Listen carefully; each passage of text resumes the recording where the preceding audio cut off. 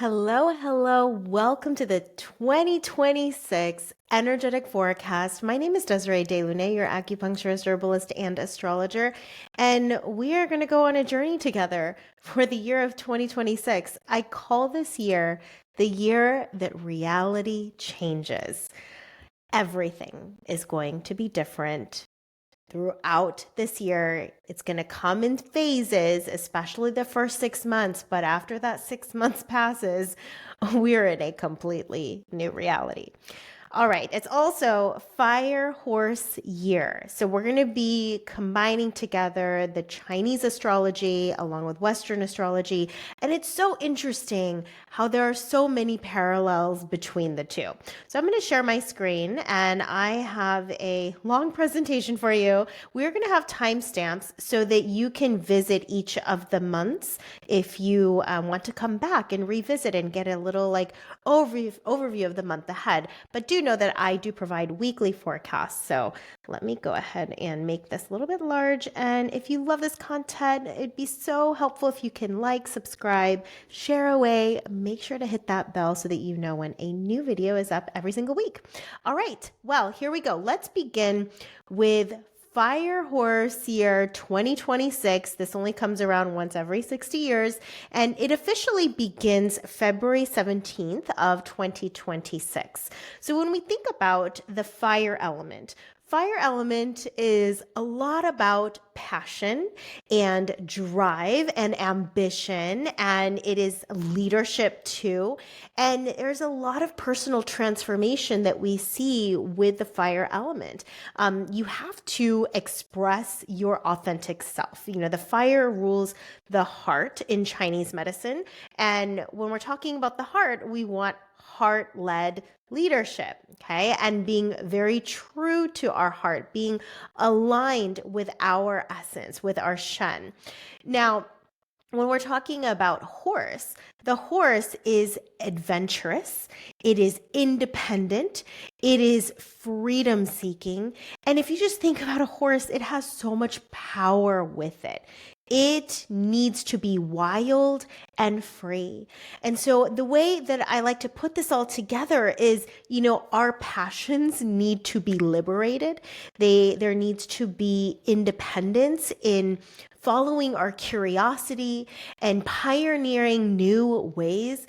And here we must work from passion. We must let passion lead the way. So we're going to see a lot of innovation this year, as well as rapid progress. And when we think about a horse, it's pretty confident and brave and bold, and it is willing to take risks. And it has a direction that it's going towards. It's pretty decisive. And as you can tell, like when you see a wild horse running through, I mean, it is charging forward. So there is a lot of energy about 2026 that has that like way about just going forward. And that's why we see this rapid progress. We see determination. We see with this fire like a zest for life. A lot of us are going to come online, okay? We are going to feel more alive than we have in a long time. I mean, I don't know. It's been kind of dreary, 2025. I'm done. Are you done? Comment down below if you are done. I am ready to move on to something different. And some other things too, like red is about, the red color red, right, is fire. It's about joy. It's about laughter. It's prosperity. So there's a lot of these kind of energies that are part of it. But we are ready to achieve something. A lot of us are hungry to have progress and to achieve something that is meaningful. So those are just kind of the overarching themes of Fire Horse. And you're going to see this, a lot of these themes being repeated just in the astrology as well. So what I'm going to be doing is we're going to go month by month. Some months I don't have any major content for you because, you know, it's not as remarkable as other months. So you can, again, revisit them in the month of January, in the month of February, month of March. But the first 6 months of the year is where we have probably the most intense activity and action. Now, when we look at January, first things first, we are in this interesting Cazimi window, and we have these two planets, Venus and Mars, that end up being in Cazimi. Now, we actually have Venus Cazimi prior to this January 7th, 8th. It officially starts on the 5th. So we have Venus in Cazimi for many days, actually. I believe it's about 4 days. And then we have Venus and Mars both Cazimi together, which is so unheard of. The last time this happened, I did some research. I believe it was like June of 1968, where they're both Cazimi at the same time. And then after 7th and 8th, we're going to have Mars in Cazimi for a couple of days after too. So here is what Cazimi means. It means in the heart of the sun. And that is when you are going to see a planet at the same degree as the sun. And when it's in this same degree, those planets, well, usually it's one, but in this situation we have two. These planets are essentially at their most powerful point. Their energies are very well expressed. They're very clear, strong, potent, sharp. So it is a very ideal placement, an ideal location, especially for Mars. Mars is exalted in Capricorn, and then it's also in Cazimi. I mean, that is like a double whammy here in its functionality. So let's kind of break down what this means that we're going through this window. It's really January 6th until January 10th, but I just kind of noted here on the 7th and 8th that they're happening together. Both of these planets are in Cazimi at the same time. And you know what else is really interesting? Look at this. On the 7th, this is actually the 7th, they're at 17 degrees. On the 8th, they're at 18 degrees. I don't know, it's just some cool numerology stuff there. But let's talk about what Venus Cazimi means and then what Mars Cazimi means. Venus Cazimi, Venus represents what we value, what we care about, okay, and what we're willing to spend our money on, and what we're willing to put our time and attention and energy towards. It is also our relationships. It represents our finances as well. So here, these are all the things that we care about, right? And when we're talking about it being in Cazimi and in the sign of Capricorn, we're really clarifying. Okay, talk about being sharp and crystal clear and just knowing and it revealing, like fully illuminated. Because at the heart of the sun, you know, the intentions of Venus are fully illuminated. So here we're really asking ourselves, what do I truly value and what is worth my time? And what is worth my energy and attention to put towards something or someone or a project, a person, a thing, anything. Okay. And when we're talking about Capricorn, Capricorn likes things of high quality. It likes legacy. It has a long-term view. So, you know, we're talking about what are relationships that I want to invest in that are built to last. Not just, you know, just like an acquaintance or something, not something that is temporary, but friendships or relationships that have loyalty built in, that have commitment and devotion built into it, because that's what Capricorn is about. Capricorn is not flippant. Capricorn is not casual. Okay, it is committed, it is disciplined, it is devoted. So that what are the people, what are the projects, what are the things that I am willing to fully commit to, that is worth my life, that is worth my time and energy to fully commit to. So there is a lot of maturity that's happening around our energy, maturity around our relationships, and maturity around even our money and our finances. I'm sure many people out there, many of us are like, I really need to grow up and start adulting when it comes to money.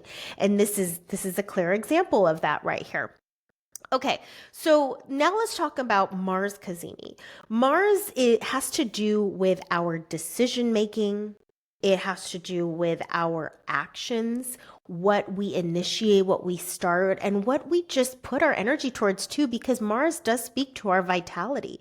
It's that drive and that hunger and that willpower, right? And so here now we are clarifying what we want to act on, what we want to move forward in, right? Isn't this a little bit similar to the fire horse year? So we need to clarify what is worthy for us to act on and fight for too. What are we going to be laser like focused in and disciplined towards? Because that's the thing with Mars and Capricorn. It isn't just like, let me just start something and then I forget about it and then I move on to something else. No. Mars in Capricorn is, I'm going to start and I'm going to stay with it all the way through into completion. This is like ultimate follow through energy. So what in this next year, really this next era, I'm thinking more like 7 to 14 years, honestly. What am I going to put all this effort towards? And what am I choosing? What am I deciding that I'm going to stick with for the long run, not something that's just impulsive and then it's here today and gone tomorrow. No. So that's what I love about these Cazimis, because it gives us clarity on what we're doing, and why we're doing it. And so here we may be initiating at the beginning of this year some serious long-term projects. If you've been wanting to do that, that's this Cazimi is really like ushering that in, so that we are now devoted and serious about something or some things. Okay. All right. So that's the beauty of these Cazimis. I think it's just chef's kiss at the fact that it's at the beginning of the year. It's right at the beginning of the year, so that before all the other major shifts happen, like we have a grounded sense of what we really want and how we're going to go about it too, because Mars also speaks to our strategy of action as well. Okay, so that's the big event at the very beginning of the year. That's how we're going to kickstart our 2026. And then on January 26th, so towards the end of the month, it's happening at 11:35 a.m. Oh, that's Central, so about noon in Eastern time. And we have a huge outer planet shift. So Neptune right here, you will see, enters 0 degrees of Aries. And this is so massive. Neptune has been in Pisces for the last 14 years, since 2011. So if you take a look at your chart and what house is Pisces over, that influence of Neptune in Pisces in that house for you, it's going to let up. And now it is entering in the sign of Aries. And this here, my friend, is any outer planet shifting signs is always a big deal, because they're slow and they stay in a sign for a very long time. So what I did here is on the next slide, I basically gave you some delineations for Neptune and some delineations for Aries. And then, what a very simple way to go about understanding how astrology works, or coming up with some predictions, for example, or, or some theories. That I think theories is a really good way to go about it, because none of us really know. It's more about let's figure out what possible things could happen, essentially. So Neptune is your spirituality. Okay, it's our spirituality. It also represents cultural trends, like what's popular, what's in the zeitgeist, what kind of myths are really standing out that humanity is clinging towards. It represents creativity and imagination as well. It represents our dreams and our visions, intuition, often connected with escapism as well. And then some of the difficult side of Neptune is illusions and delusions. All right, so that's Neptune. Now let's just do a quick look at Aries, and then we're going to start putting them together. So Aries is the first sign of the zodiac. So it is initiation. It's the beginnings, right? It also represents action and fighting and like moving towards something or fighting for something, because it is often connected with war. It's our instincts, like natural animalistic instincts. It's risk taking, which makes sense. Right? When we're talking about a warrior, there's risk taking, there's bravery, and there's courage. It's individuality and independence. It's freedom seeking. Don't some of these words remind you of fire horse? Pioneering and leadership. Very fire. This, I mean, Aries is a fire sign. This is where, the qualities of fire. These are the qualities of fire element. So when we put these together, there's so many ways that it can express. So let's first talk about the fact that Neptune does represent what is in the zeitgeist, like culturally, around the globe, like what's popular. That's another way to look at it, is like what is popular, because these outer planets like Neptune, Pluto, and Uranus, they represent the collective consciousness, not just individual, but all of us are going through it. So what we may see becoming popular is Aries.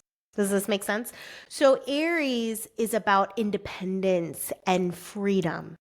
We might see more freelancing happening, people, being independent and on their own, or even like with their beliefs. Neptune represents spirituality and your faith or your belief system, the mythology that you live by. And so here we might see people wanting to find their own spirituality rather than being told what to believe and what to think. Like people want to devise their own belief system in a way.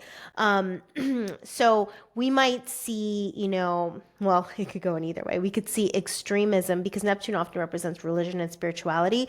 We could see a lot of fighting for beliefs, right? Fighting for a spirituality. So we could see more religious extremism or just extreme fanaticism within a particular belief system. So that's one, difficult way that it could express, especially if violence is a part of that. So that's one thing that I'm a little bit concerned about, is violence due to extreme religious and spiritual belief systems. That may be more pronounced in the next 14 years. But then also it could be like liberating, like independent thinking, independent, in your spirituality as well. So here we also have creativity and imagination.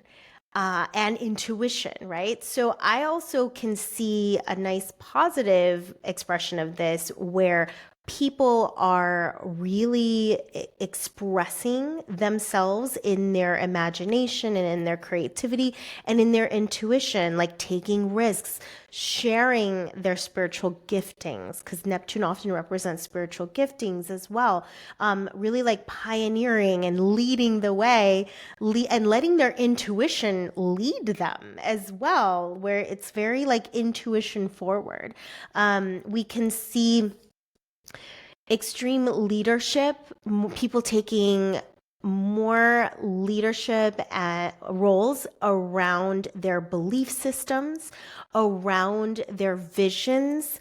So here, even like leading yourself, like, hey, I have this dream, I have this vision, and I'm going to take brave, courageous action. I'm going to take some risks. I'm going to believe in myself. I'm going to not need permission from somebody else. I'm pioneering and leading the way with this vision and dream that I have. Okay, that's another way. We also see this idolization. So with Neptune, it tends to idealize and idolize like the sign that it's in. So Aries represents the warrior, the fighter, individuation, right? So there might be glorification towards, fighting and violence and wars. So that's another one of those things that may come up. Unfortunately, these are just like the cycles of humanity, and history often rhymes. So, yeah, and Neptune is a lot of illusions and delusions too. That's one of the difficult expressions of Neptune. So, we might have some delusions around the actions that we take, like delusions around leadership even.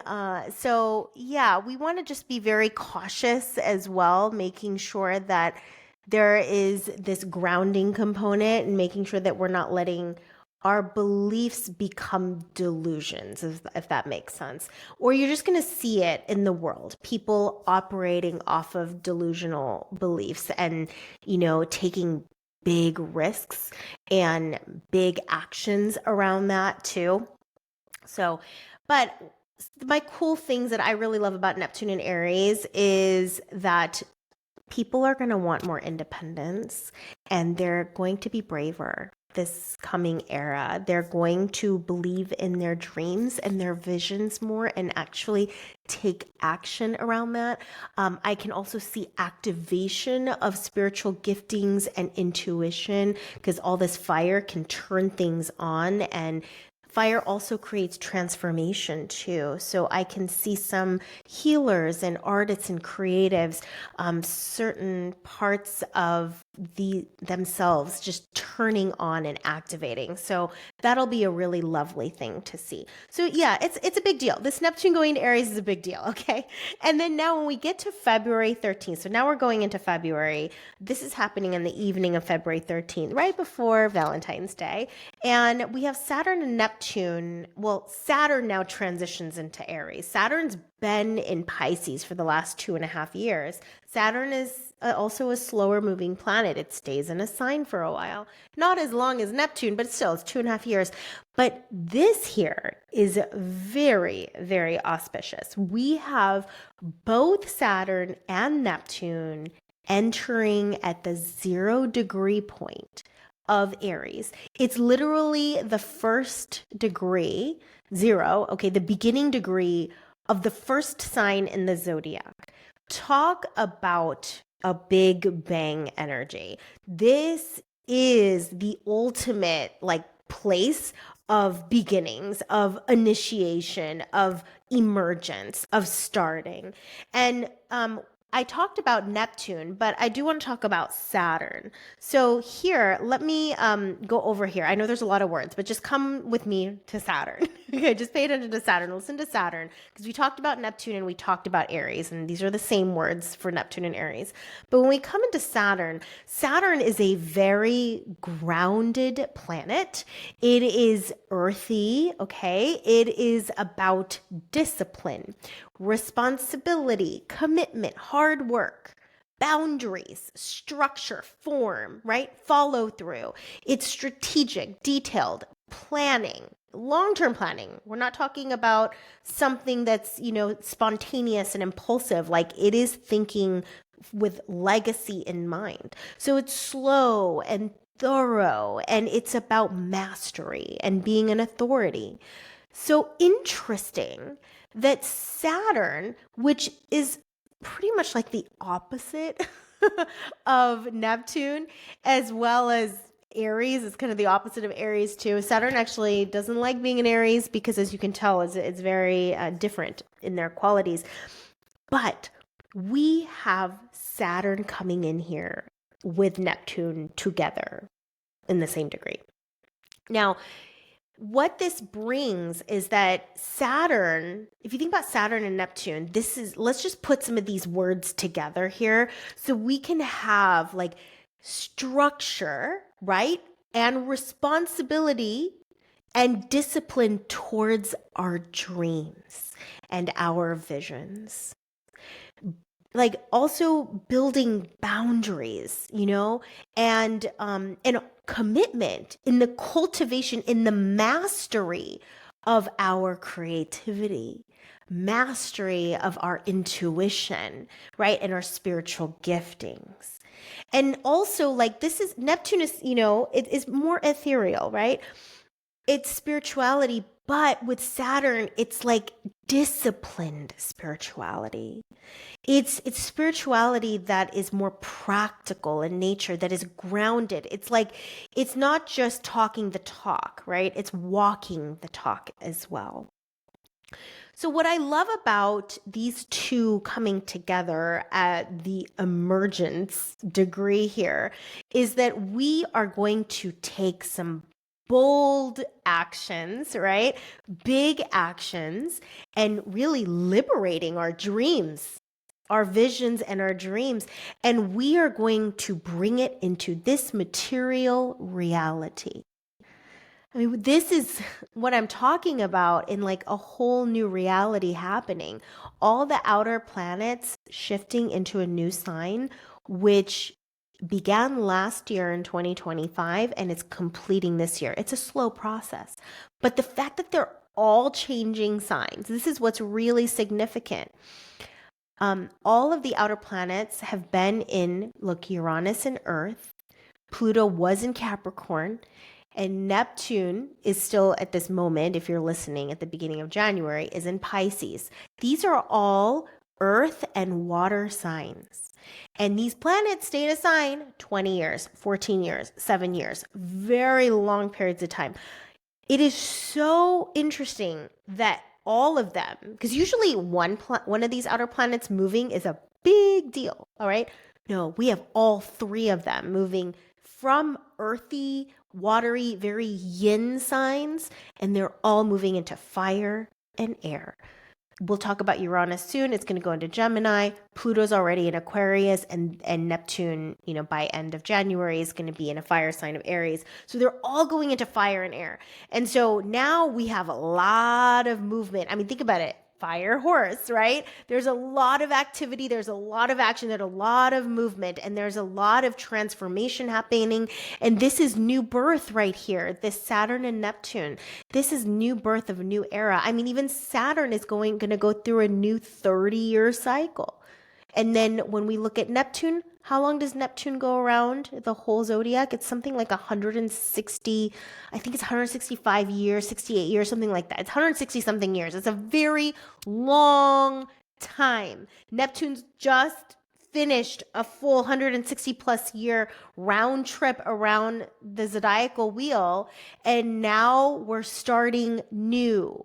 None of us on this planet have experienced Neptune in Aries. None of us. This is new for all of us. So this is the new reality that I have been talking about. All right. So these are like when you start putting all of these together, I think of Aries as like the initiation. It's the starting, it's the beginning, right? It's the pioneering, it's the leading the way with new dreams, new visions, and spiritual giftings that are just turning on. And we are really serious about it this time. We are making things happen. We are building structure around it. We're scheduling it. Okay, we're planning it. These aren't just ideas anymore. Neptune's been in Pisces for the last 14 years, since 2011. And it's a little bit like, like a dream. It's a little ethereal. It's not as tangible. And so that's what's different about this situation with Neptune coming into Aries with Saturn, is that these ideas and these visions, they're not just conjecture anymore. It is wanting to take form in this dimensional reality. So that is the power of Saturn and Neptune. Okay. Now, we're going to shift to another date, February 17th. We have a solar eclipse. Do keep in mind, I don't know why that is lit up there, but do keep in mind that solar eclipses, there are two of them, okay, within 2 weeks. And they are times of great endings and great beginnings. So huge reset, especially if you take a look at the part of your chart where the eclipse is happening. So on February 17th, we have an eclipse happening in Aquarius, and it is at towards the end degree of Aquarius, and there's also Mars there, there's also Pluto there. So keep an eye on the Aquarius sector of your chart. What house is that over? And that is an area where we're going to have new beginnings, because this is a north node solar eclipse, and with a north node we see something new emerging, something new coming in, maybe even like a new vision too, as Aquarius is very visionary, it's very innovative. Something new wants to be a part of this whole year during this solar eclipse season. Okay, so there's that one. We have a lunar eclipse happening on March 3rd. This is going to be a Virgo South Node eclipse. There's going to be a letting go. So I think of more along the lines of greater endings, or what we have to surrender control around for the March 3rd lunar eclipse. But, take a look at this whole Virgo Pisces axis. What house is this happening over? Because those are going to be the areas of your life where you're going to have a lot more change in. Okay, so pay attention to what houses. Now, on April 15th, this is another major event, I would say. This is a lot of planets in one sign. This is like a superstellium in Aries, and I would definitely want to know what sector of the chart is Aries over, what house is it over, because that house is going to get pinged like so many times. We have Mercury, we have the moon. We're going to have shortly a new moon here in Aries in April, but we have Mercury, moon, Neptune, Mars, Saturn, and the sun, and even Chiron, the asteroid, all sitting together, cramped in Aries. So talk about like new beginnings. Even Mercury is entering here on April 15th. Hilarious that this is in the United States tax day. So on tax day, something new is about to burst. Something new is about to emerge. But just that's something I'd like you to pay attention to, is like what area of the chart, what house is this over? Because it's just going to get tremendous, like almost all the planets are here in Aries, just sandwiched. Okay. Now, April 25th. This is a last major piece in the structure of our new reality that we are about to enter into. And this is the final, all right? It's Uranus going into Gemini. It's been here before. It was here in the summer of last year for a little bit. So we did get a taste of it in the summer of last year, but now it is official, final for good. It will no longer be going into Taurus. Most of us probably will never see Uranus in Taurus again. This is a 74-year cycle, so it takes a while to go around the zodiac. Now, Uranus entering Gemini, this is tremendous. I would also take a look at what house that this is over. And I have talked about Uranus and Gemini before, but I'll just do like a little recap because I don't have a slide for it. But Uranus represents evolution. It is very sudden, unexpected changes. It is enlightening. It's the liberator. It's the awakener. They call it the higher octave of Mercury. So here we see like electric energy. And when we talk about evolution, we're not talking like little baby steps of growth. Like this is quantum leaps. This is massive transformation, acceleration of change. Uranus is very rebellious. It is out of the box. It is eccentric. It is not mainstream whatsoever. So it is very futuristic, visionary, ahead of its time. So when we look at Gemini now, Gemini is an air sign, and Gemini has to do with the mind, ideas. It loves information, data. Uranus and Gemini both, there's a connection to technology as well. So this is one of the reasons why we're going to see a tremendous advancement in technology.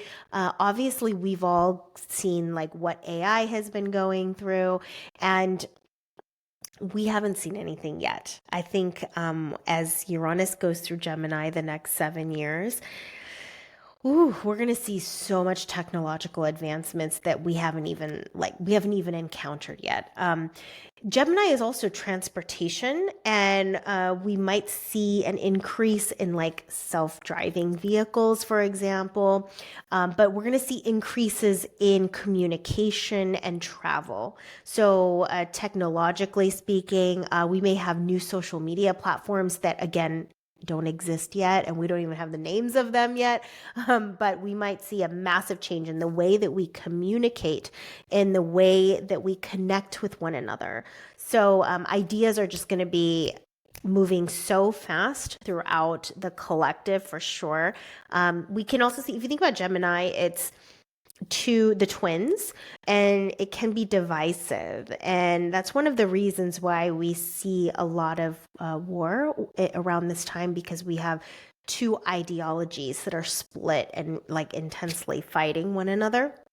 So something to keep an eye out for. But we might see like even more like people, we see it politically happening, right? Just being very divisive and extreme in that sense too.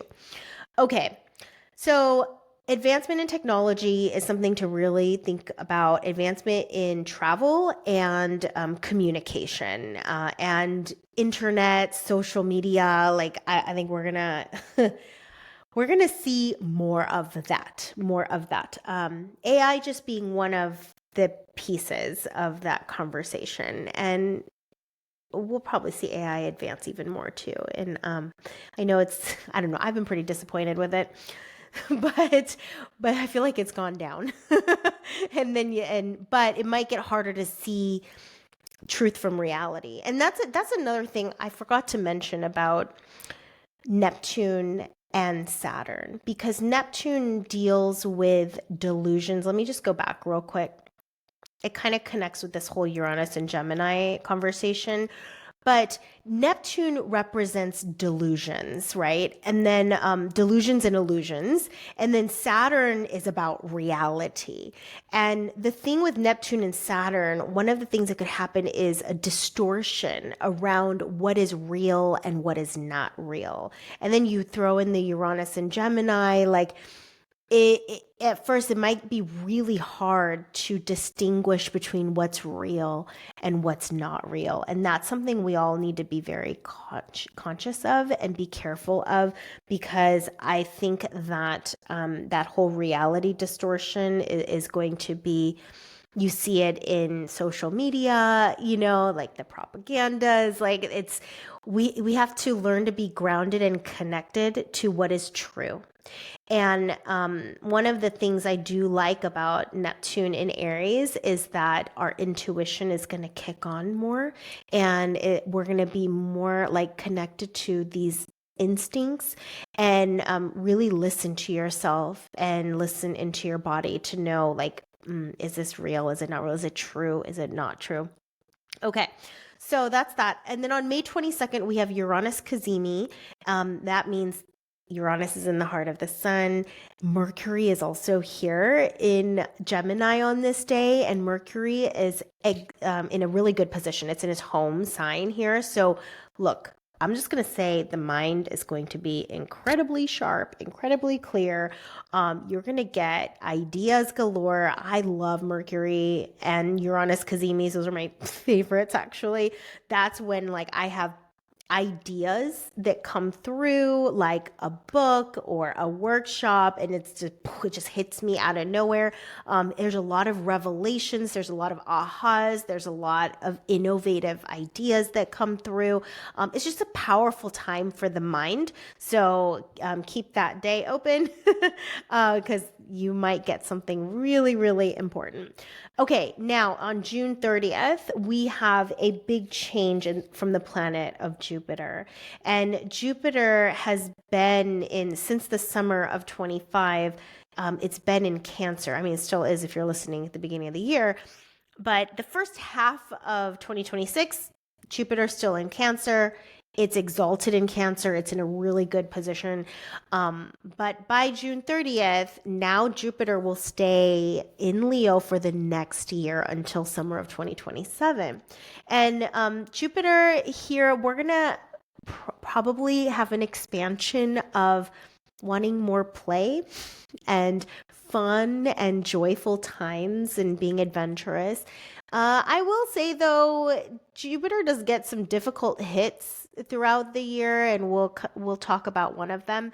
But especially in the beginning degrees, as Jupiter is in here, there's going to be more of a need for play and fun and excitement and just feeling more positive and joyful too, and that'll be really nice. And Venus is in Leo at this time too, so I imagine it's at the summertime too, so it's definitely a time to enjoy yourself.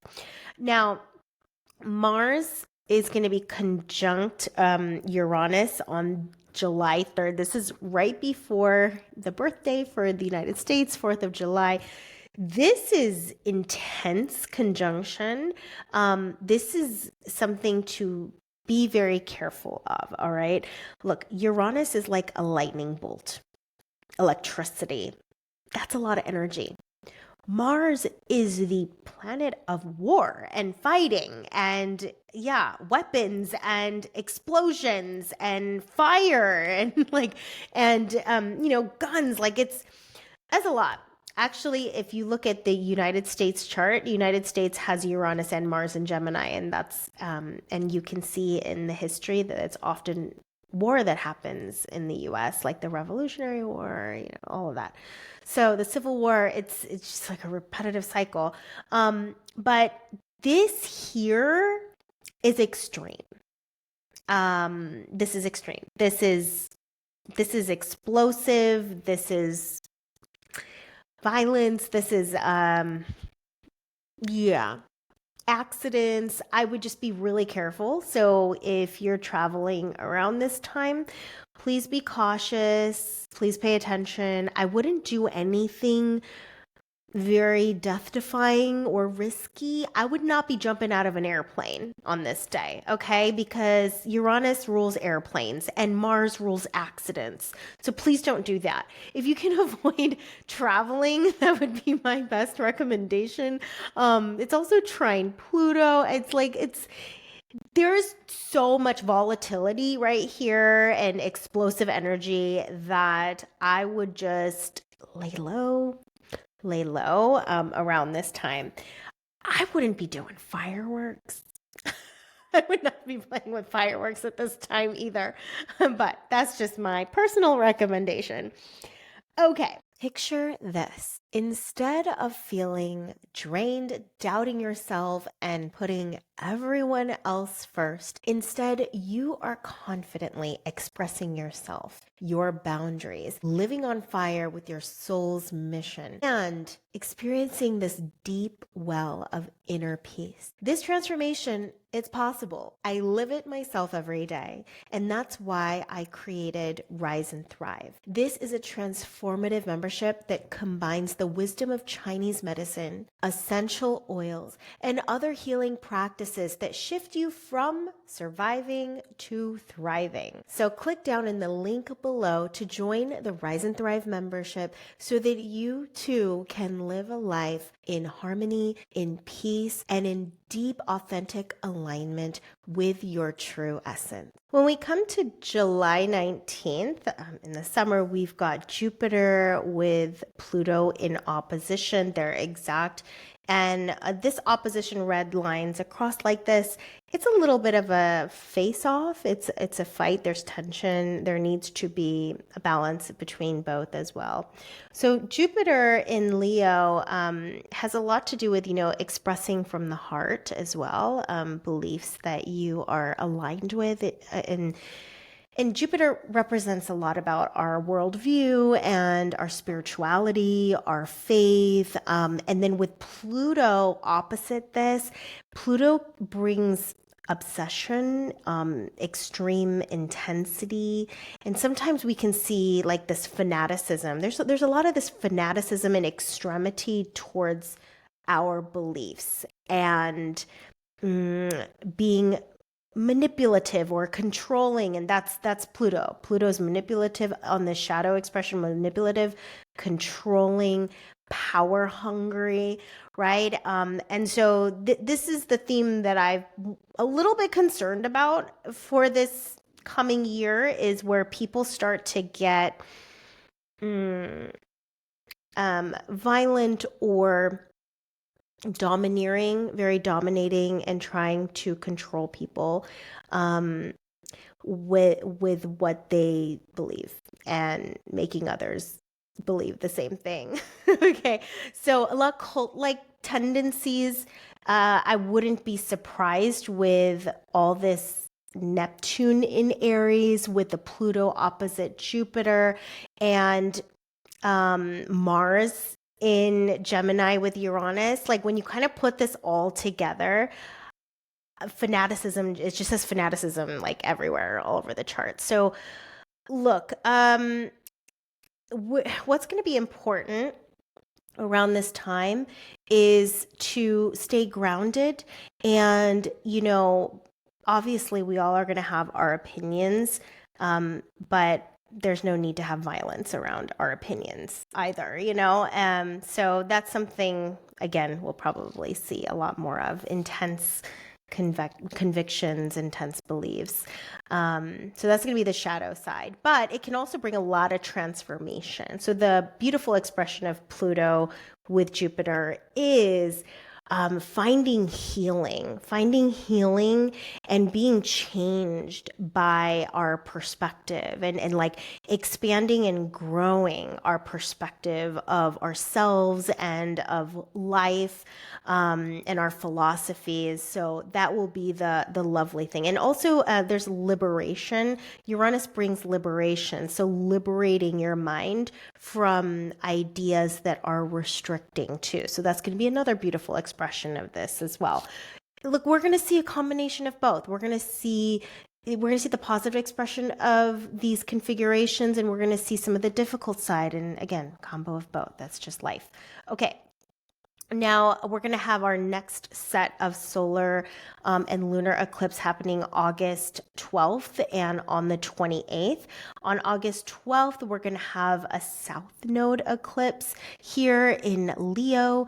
Jupiter's also there. Pluto's part of the conversation. Mercury's there. So this is going to be a pretty strong one, I feel like. But south node eclipses, again, are about great endings. So a lot of letting go in this Leo sector of your chart. So pay attention to what house Leo is over. And then on the lunar eclipse, we're going to have a Pisces eclipse, and this is next to the north node. And so this is going to be great beginnings. The first one on the 12th is about great endings. This is going to be about great beginnings.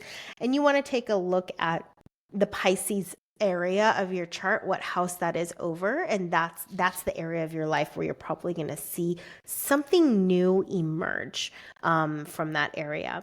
And when we're talking about Pisces, like, we're talking about our creativity, our intuition, our imagination. So that's part of the conversation as well. Okay, now October 3rd is very cool because there's so much happening on that day. We have two major events happening. The Venus retrograde is happening here in Scorpio, and then we also have a Mars-Pluto opposition. This is another very volatile opposition. When we talk Mars, remember I've said Mars deals with anger and fighting and violence and all of that. And then we've got Pluto that deals with control and manipulation and jealousy and power hungry. But it's also healing and transformation. But this is like another time where I wouldn't be surprised if there's, something revealing that was hidden. That's another thing about Pluto. Pluto reveals the hidden, maybe like hidden crimes that surface out into the world. And there is a lot of activity for transformation here between Mars and Pluto. So it's almost purifying. It's almost purifying. It's purgative in nature. I would take a look at like where Leo and Aquarius is in that area of your chart, what houses those are over, because it's like purified by fire is what I gather from these two. But this is intense heat and transformation. Pluto carries the energy of like nuclear energy. Okay. So, you combine that with Mars. I mean, this is not a gentle configuration. It could be quite difficult. It could be quite like when you are, vomiting, like that's not a pleasant experience, right? But your body is expelling something that it needs to because there's something that is poisonous. And so this is actually a really good, like violent purging, vomiting, like that's classic when we're talking about Mars and Pluto opposition. So we may be purging something even like internally, spiritually, right? Energetically, like it's a purgative. It's just not going to be pleasant, but it's important because it needs to be expelled. And to add to that, we have a whole like Venus retrograde situation happening, and that's happening in Scorpio. This is about a 40-day long process. And with Venus represents, remember, the things that we value, relationships. And so when we have Venus retrograde, there's a lot of revisiting of like old relationships or revisiting of old hobbies or projects or situations that come back to us that we need to take care of. Oftentimes, like things that happened in the last Venus retrograde, they come back in the current Venus retrograde. So, yeah, to see what comes back around. So just think things or people or circumstances or even problems or issues come back around at around Venus retrograde. And in that time, we're either going to end it there, like that's it, or we pick up and continue on something that we had left behind before, and now we're bringing it back into our lives. Okay, so it could be even friends or exes come around often around Venus retrograde time as well. Okay. Now, November 14th, 15th, we have a Mars and Jupiter that is going through a conjunction. They're at the exact same degree in Leo. And Jupiter and Mars, like Mars is very activating, it's very energizing. It's yang in nature. So we can see like the need for Leo energy to start to take up a lot of space because Jupiter is big, right? It expands whatever it touches. So this is another kind of an explosive combination. It's expanding Mars. And what is Mars? Mars is taking action, right? It's being bold, it's taking risks, it's initiation. This could be a moment where you initiate something that has been on your heart for a while.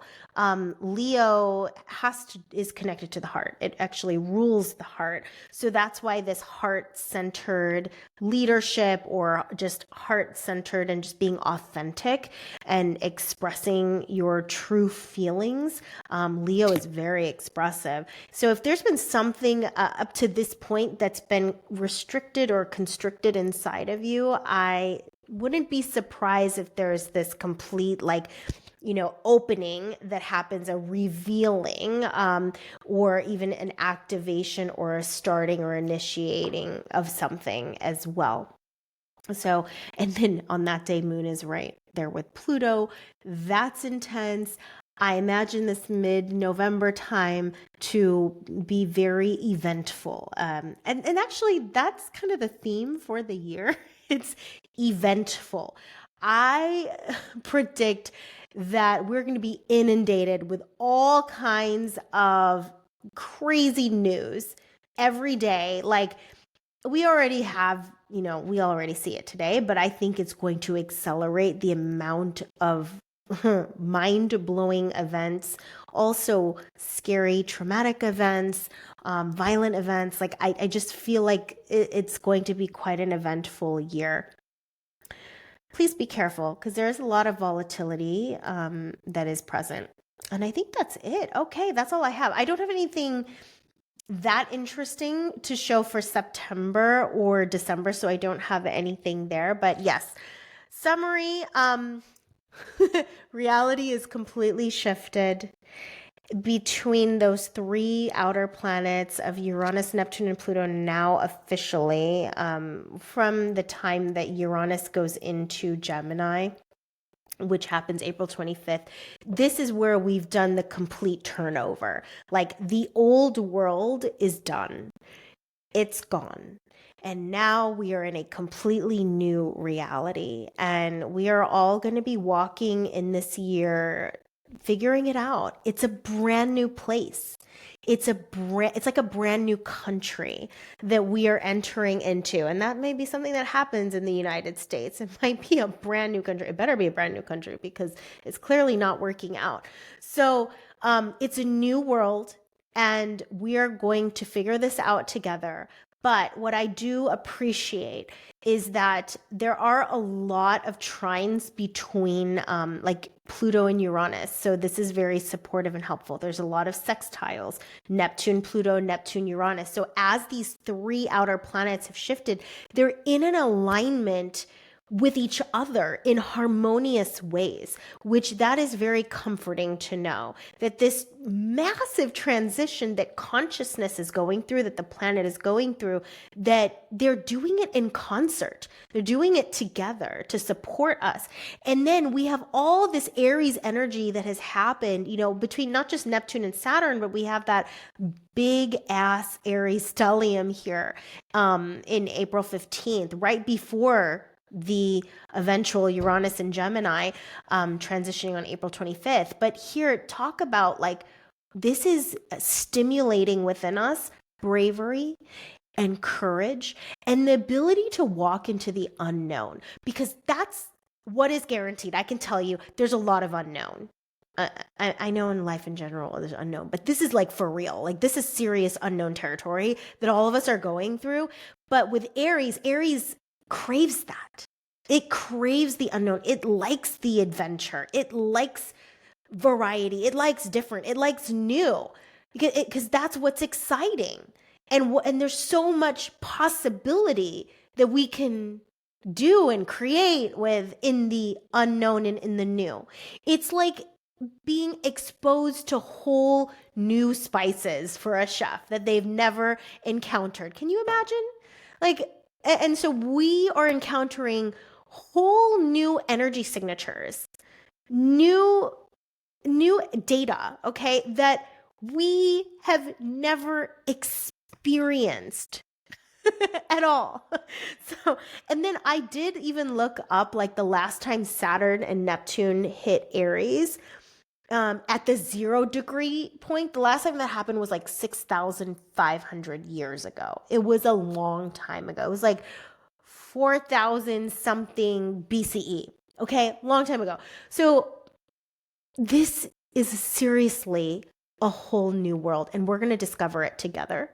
And this Aries energy is wonderful because we are going to be the warrior, and we're just going to charge forward into that unknown. And it's okay to be afraid, but there's still bravery and actions are still taking place. So this is a year where you've got to test and trial and try. Like, do not be so afraid. Well, you could be afraid, that's fine. But that shouldn't cause you to not take action, right? We don't want you to just be frozen on the sidelines and hesitate. This is not a year to just be hesitant. No, hesitation's not going to work in 2026. Absolutely not. You are going to do a lot of new things. You're going to experience a lot of new things. You're going to try a lot of new things.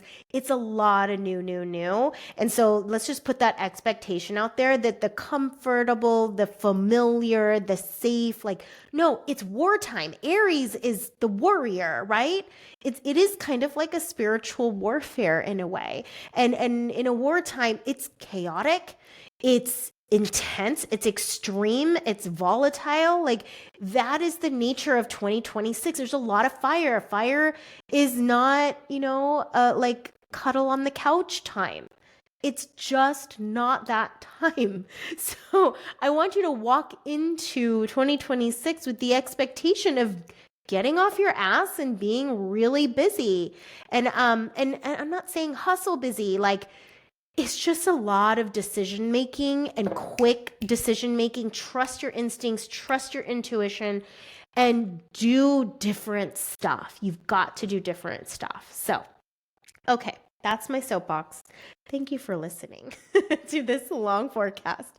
And please come back and revisit it month by month to get a little recap. But again, I do weekly forecasts because it's really nice to know what we have to work with. So I'll be week by week, like holding your hand and giving you best suggestions on how to move through each week, because I don't know, especially the first like 6 months of the year, it's just, okay, let's take a deep breath, let's hold hands and move on to the next week.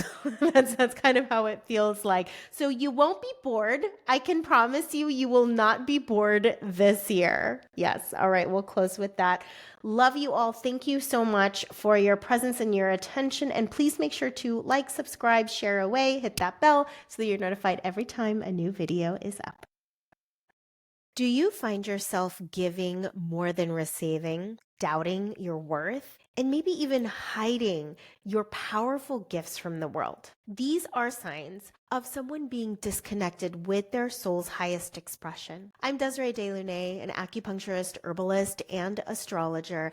And through my own healing journey of self-discovery, I have learned how to shift these lower frequency states into empowered living. I use Chinese medicine, essential oils, astrology, as well as work that brings together ancient wisdom and modern healing practices. So I want to introduce to you Rise and Thrive. This is a unique membership program where you'll be receiving quarterly workshops, guided meditations, and essential oil blend recipes that are specifically designed for empathic, hypersensitive women like you. Unlike other one-off workshops or some generic self-help program, understand that Rise and Thrive offers ongoing support, practical tools that help you to create lasting and progressive transformation. So at just $61 per quarter, it is the most affordable way to work with me consistently. So click on the link down below, join the Rise and Thrive membership, the community, and begin your journey into living your authentic, empowered life.